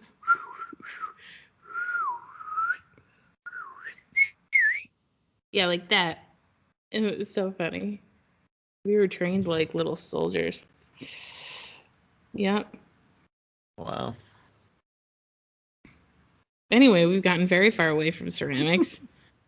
Claygiarism. Claygiarism. That's great. We should maybe I'll make a mug that says this is Claygiarism. And make it a MUG mug. Just a regular basic ass mug. That's white. Yeah. The decal. Claygiarism. You've committed plagiarism. And they can be mugs that you share with all the people that you feel like they've committed plagiarism. It's like a trophy, but not a good trophy. Yeah, like a bad trophy. You don't want it. No. Congratulations. You've committed plagiarism. I love it. Perfect. Anything else? Oh, we were going to say really quick, we're going to start a Patreon, and we don't know what's going to be on there right away, but we're just going to set it up. And if you want to support us, you can, and we'll put it in the link in our bio or on our website. I think we should get a link tree for our bio, but yeah. Yeah, I think so too. I've been considering the link tree for my own Instagram. But yeah, we've come up with some ideas offline about what we want to offer. Yeah. And I think we've got some good ideas in the works. But we also don't want to kill ourselves trying to give us way too much work that we're overcommitting and then we're under-delivering. So we're trying to figure out what the right mix is for you all that are going to help us and support us, and then also give you something that you enjoy and gives you a little more than you can just hear from us once a week through audio. So yeah. Also, I forgot to tell you this. This was something that was exciting that happened. I got a ruler on my finger. Yeah, I saw you got you got 2 tattoos though, didn't you? Yeah, I got a tattoo on my shoulder that's "Do not cut above this line" for my hair. So it's wait, a line. Does it drape over the front of your... Wouldn't it be better to have that on your back? Well, that would be kind of awkward to be like, put my shirt down so you can see it to the hairdresser. No. It's more like you walk up to her and she's like, "What do you want to do today?" And then you just like pull your shirt down and you're like, "Don't cut above this." and so Val Flint, Jack, her son, did that, and then he did this ruler on my finger, and it's 4.5 inches, and it's perfect. Nice. Wait, does it go all the way to your fingertip? Yeah, but it's the fingertip is really hard ink to get in there, so it didn't really stay. Probably which is fine. Calloused and stuff, right? On that part of your finger? Yeah, so I might like try and get in there with a stick and poke, but I doubt it'll work. And we'll see. Maybe I can find a tattoo artist around here that can go over it. Or the next time I go back. Did you do some of your other ones too? Yeah, he did the a bonsai tree on my arm. That's a stick and poke. He didn't do anything. I don't know that I've seen that before. Yeah. Maybe I just haven't noticed. So nice. That one's cool. What's really cool about that one is that Larry Bruning, who was my teacher, loved bonsai trees. And so tribute to LB there. Tribute to LB. So yeah. Yeppity yep. Yeppity yep yep yeppers. All right. Thanks everybody for listening. Yeah. Thanks for the support. Yeah. We'll catch you next time. Bye. Bye. Wow. That took forever. How did we get to an hour and 24? We were at like an hour and I was like, we're not or 45. We were at 45 minutes and I was like, how long is this gonna be? Honestly, I am like so tired and I'm impressed that we even got this far. Today I'm really tired. Episode 98 actually. 98. 98. Oh, the Wait, what's 97? Podcast with Val. The what? The podcast with Val. Oh, okay. I forgot about that one. How was that? How long did y'all talk for? It was great, honestly. It was so fun. Yeah, I'll play you a little bit of it. I think it'll be good because Or what did you type? plagiarism, obviously. Yes. Claygiarism. So let me see if I can play it. By the way, did you notice that I titled our last one with link? Let's talk about Clay. Did you really? Yeah. Let's talk about Clay, baby. I was thinking about titling it that, but I didn't really want it that long, but also it was gonna be like, eh. Yeah. Val is so good. Like, she's just, when she's on, she's like on. She doesn't have a memory, just like me, so it works out. But like, I started it off while we were hand building. Size that I want for the thing that I'm making, that kind of thing, you know. Yeah. What am I making? Oh, I need this much clay. So hand building is like a whole different, like I haven't been taught how to do something like that. Like be efficient while hand building? Exactly. Yeah, so You're both hand building there? Yeah. Not always, but usually. So here's what I would normally do. That's like leftover. So normally I would go, okay, we're making, whatchamacallit, I'm gonna slice a chunk of clay, make sure it's wide enough. Yeah. And then I'm just, really all I'm gonna do is that. I'm not gonna do anything else to my How many times do you roll it through that thingy? So probably Is this a slab roller? We'll turn it. I probably wouldn't turn this, but I have been turning it lately just because I'm not doing anything with it. Well, if you... So wait, what is she's just flattening out for what? Instead of rolling it through What? She's kind of making a pinch pot dish out of it? Yeah, and so I just started recording, and then like she had no idea we were recording. Oh.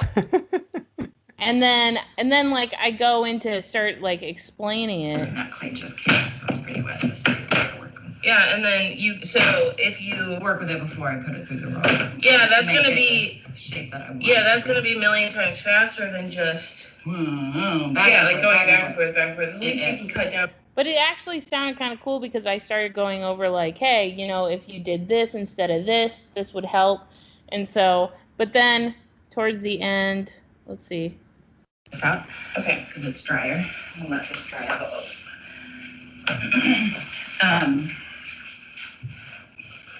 Yeah, what do we want to talk about?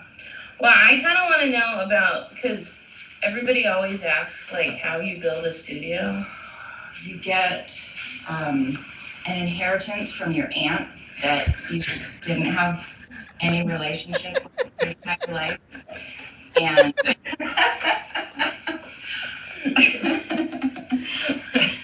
literally. Yeah, so I got it. I spent. And then you drop your comment that, hey, by the way, we've been recording already. So my studio moved from one house to another. We moved a couple years ago, and then I didn't have a studio for about a year. And then I was able to afford to actually put an extra wall up, and my husband was working on the basement, and he built. Yeah, so like she like went into all about like how she built the studio and like how much money she spent on the studio, and like nice. We talked about shelving, and we talked about her slab roller, and we talked about pricing, and it was good. You talk about how much space she has to work with? Yeah, she's in the 10 by 12. Oh, that's it? Yeah. And it was about 51 minutes. So. Nice. Yeah, that's a good length. Yeah, and I was thinking it might be fun. It might be fun to start doing a series called In the Studio With. Oh, yeah.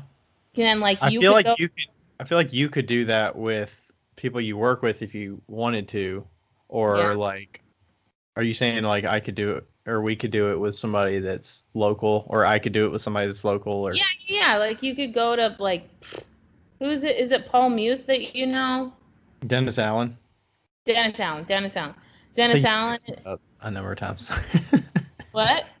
I said that you mix that up a number of times. I know so much, but like, yeah, you could go to like Dennis Allen's and like just start talking to him and like just playing around in the studio, you know, and like have a good conversation, just like super relaxed and like.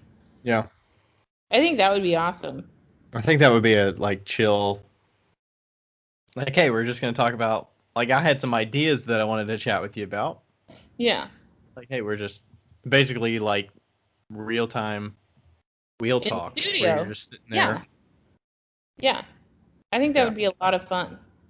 And we'll see how this one with Val goes and see how people respond to it. I mean, she's really good about like keeping the conversation going and like talking, so that's good. Yeah. That's good because I felt like from either how you've explained her or that she would be like reluctant, but also it's like more the public stuff on Instagram that she's more reluctant, it seems like. Yeah. Versus, I mean, you know her, so like chatting with her is like nothing, you know? Right. And at one point, like Jack comes in and is like, "Here, I have a drawing for your tattoo," and I was like, "Great." But yeah, so it was like super informal, and I felt like it was flowed really well. So I'll have to edit it a little bit, but yeah. We have that Wheel Talk interviewers note. Maybe I'll put in the studio with, and we can kind of jot some people down that we think would be. Yeah, I think that I'll put that part at the very beginning that we were just like futzing around. I might put it at the very end after we like say goodbye. What would you say? Oh, about the in the studio with? Like, let us know if you enjoyed this. We're thinking this could be. No. Is that what you mean? That first part where I didn't like let her know that I was recording, I might like put that at the end, like kind of as a blooper. Oh, I gotcha. Okay. The whole inheritance thing? Did you tell her after the fact, though? No, that part she knew. That part she knew that she was being recorded. But, like, before that, like, when we were first listening. Oh, okay. But, like, the whole inheritance thing, are you saying that would... That's going to be there? Or you're saying that would be the blooper at the end? No, that's going to be in the episode. The very, very first part where I was teaching her how to, like, be more efficient with the slab. I gotcha. Okay.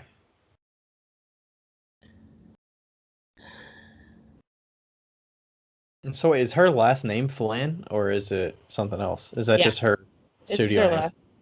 Okay.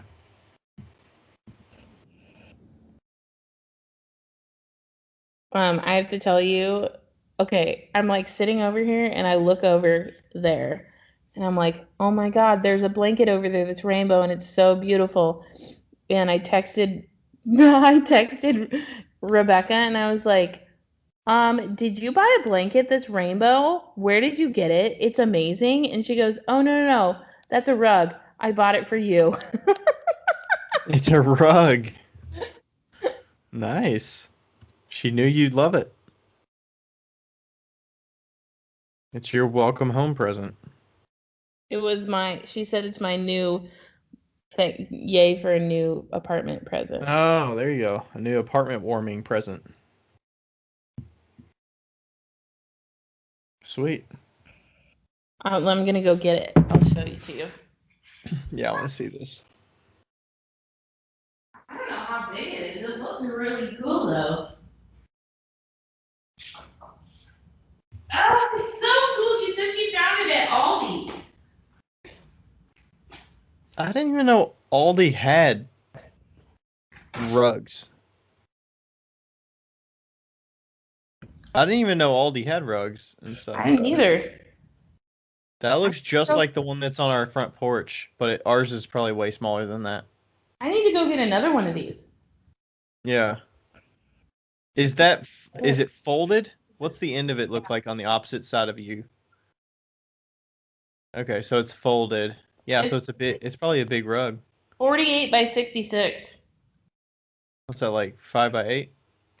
48 is 4 feet, 4 by 8 probably. No. 4 by 6. It's 4 by 5.5. Yeah.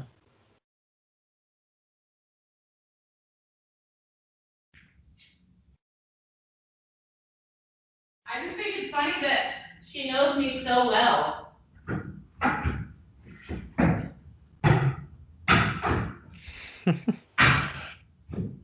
I guess everybody knows me so well. I'm kind of predictable. Yeah. Oh. So we used to, I talked with Josh. We're still good for that weekend in July. What weekend in July was it? I think it's 17th and 18th. Okay. And I think Heidi's gonna join us too. At Josh's? Mm-hmm. Oh, wow. Are they gonna have enough room? Are we gonna have to get a room? He said he's got a spare bedroom. I don't know if you all were gonna come up Saturday, like during the day, but I would assume you probably need. I don't know. Do they have Airbnbs in Warren, Indiana? Oh, I'm sure they do. We could all share one. Let's look it up. I don't know if I still have Airbnb on here. I'm sure. Huh? I said we do. We're going to Kansas City next weekend.